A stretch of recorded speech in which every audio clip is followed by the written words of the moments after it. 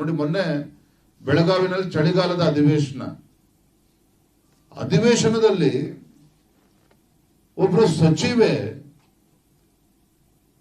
ಗೃಹಲಕ್ಷ್ಮಿ ಯೋಜನೆ February March ತಿಂಗಳದು ಸುಮಾರು ಎಲ್ಲ ಸೇರಿದ್ರೆ 5,000 ಕೋಟಿ ಆಗ್ತದೆ,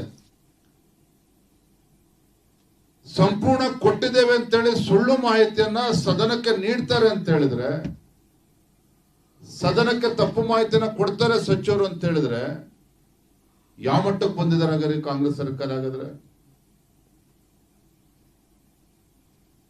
ಹಾಗಾಗಿ ಈ ರಾಜ್ಯದಲ್ಲಿ ಬಡವರಾಗ್ಲಿ ರೈತರಾಗ್ಲಿ ಜನಸಾಮಾನ್ಯರು ಇವತ್ತು ಈ ಕಾಂಗ್ರೆಸ್ ಸರ್ಕಾರದ ವಿರುದ್ಧ ಬೇಸತ್ತಿದ್ದಾರೆ. ಇದರ ಪರಿಣಾಮನೇ ಮೊನ್ನೆ ನಡೆದಂತ ಪಟ್ಟಣ ಪಂಚಾಯತಿ ಚುನಾವಣೆಗಳಲ್ಲಿ ಬಾಶೆಟ್ಟಳ್ಳಿಯು ಸೇರಿದಂತೆ ಒಂದು ಅಭೂತಪೂರ್ವ ಯಶಸ್ಸು ಭಾರತೀಯ ಜನತಾ ಪಾರ್ಟಿಗೆ ಸಿಕ್ಕಿರುವಂತದ್ದು. ಆದ್ರೆ ಒಂದೇ ಮಾತನ್ನ ಈ ಸಂದರ್ಭದಲ್ಲಿ ನಾನು ಮಾತನ್ನು ಮುಗಿಸ್ತೇನೆ.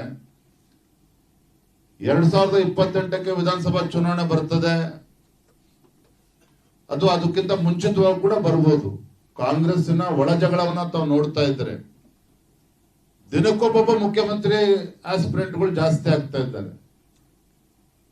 ಸೊ ಈ ಕಾಂಗ್ರೆಸ್ ಪಕ್ಷದ ಆಂತರಿಕ ಕಚ್ಚಾಟದಿಂದ ಯಾವತ್ ಬೇಕಾದ್ರೂ ರಾಜ್ಯದಲ್ಲಿ ವಿಧಾನಸಭಾ ಚುನಾವಣೆ ಬರಬಹುದು. ಆದ್ರೆ ಬಂದಿದ್ದು ಯಾವಾಗಲೇ ಬಂದ್ರು ಸಹ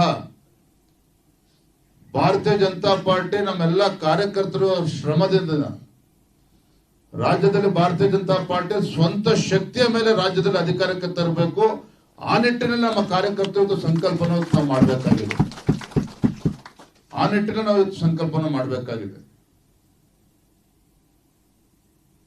ಕೇಂದ್ರದಲ್ಲಿ ನರೇಂದ್ರ ಮೋದಿಜಿ ಸರ್ಕಾರ ಇಷ್ಟೆಲ್ಲ ಒಳ್ಳೆ ಕಾರ್ಯಕ್ರಮಗಳನ್ನು ಯೋಜನೆಗಳನ್ನ ಕೊಡ್ತಾ ಇದ್ದಾರೆ. ಇವ್ರ ಯೋಗ್ಯತೆಗೆ ನ್ಯಾಷನಲ್ ಹೈವೇಗೆ ಇಷ್ಟೆಲ್ಲ ಗಡ್ಕರಿ ಅವರು ಇಷ್ಟೆಲ್ಲ ಅನುದಾನ ಕೊಡ್ತಾ ಇದ್ದಾರೆ. ಆದ್ರೆ ಲ್ಯಾಂಡ್ ಅಕ್ವಿಸಿಷನ್ ಮಾಡಿಕೊಡ್ಬೇಕಾಗಿರ್ತಕ್ಕಂಥ ರಾಜ್ಯ ಸರ್ಕಾರ ಅದನ್ನು ಕೂಡ ಸರಿಯಾಗಿ ರಾಜ್ಯ ಸರ್ಕಾರ ಸ್ಪಂದನೆ ಮಾಡ್ತಾ ಇಲ್ಲ. ಒಟ್ಟಾರೆಯಾಗಿ ಈ ಕಾಂಗ್ರೆಸ್ ಸರ್ಕಾರದ ಬಗ್ಗೆ ರಾಜ್ಯದ ಜನ ವಿಶ್ವಾಸವನ್ನು ಕಳೆದುಕೊಂಡಿದ್ದಾರೆ. ಇಂಥ ಅನಿಷ್ಟ ಬಡವರ ವಿರೋಧಿ ರೈತ ವಿರೋಧಿ ಕಾಂಗ್ರೆಸ್ ಸರ್ಕಾರವನ್ನ ಧಿಕ್ಕರಿಸಬೇಕು ಅಂತೇಳಿ ಈಗಾಗಲೇ ಮತದಾರರು ಇವತ್ತು ಮನಸ್ಸನ್ನ ಮಾಡಿದ್ದಾರೆ.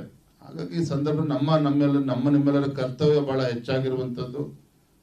ಆ ನಿಟ್ಟಿನಲ್ಲಿ ಬರುವಂತ ದಿನಗಳಲ್ಲಿ ಪಕ್ಷವನ್ನ ಇನ್ನೂ ಹೆಚ್ಚು ಸಂಘಟನೆ ಗಮನವನ್ನು ಕೊಟ್ಟು